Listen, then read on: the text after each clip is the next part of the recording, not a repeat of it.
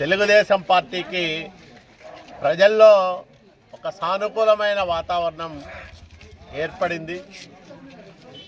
ముఖ్యంగా మైనార్టీల ఇళ్ళ దగ్గరికి వెళ్ళినప్పుడు వాళ్ళు చంద్రబాబు నాయుడు గారు మళ్ళా రావాలా, ఆయన పరిపాలనలోనే అన్ని వర్గాల ప్రజలు ఆనందంగా ఉంటారు, హాయిగా ఉంటారు, అందరికీ రక్షణ ఉంటుందనే అభిప్రాయాన్ని వ్యక్తం చేస్తూ ఉన్నారు.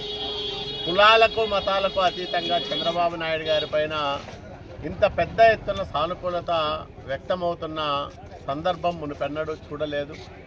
1994 ఎన్నికల ఫలితాలు 1924లో కూడా పునరావృతం కాబోతూ ఉన్నాయి. ఖచ్చితంగా 165 స్థానాలకు తగ్గకోకుండా తెలుగుదేశం, జనసేన, భారతీయ జనతా పార్టీ కూటమి విజయం సాధించబోతా ఉంది. దీంట్లో ఎలాంటి అనుమానం అక్కర్లేదు. ఈరోజు ఎక్కడికి వెళ్ళినా మేమిచ్చే సూపర్ 6 పథకాలు ప్రజల్లో బాగా ప్రాచుర్యం పొందాయి.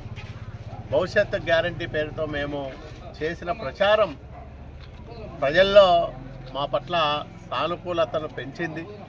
దానివల్ల ఎక్కడికి వెళ్ళినా మీ పథకాలు బాగున్నాయి, గతంలో చంద్రబాబు నాయుడు గారి పరిపాలన బాగుండేది, జగన్మోహన్ రెడ్డి వచ్చినాక అన్ని అరాచకాలు, విధ్వంసాలు, సంక్షేమంలో కోతలు, అభివృద్ధి అనేది లేకుండా చేశాడు.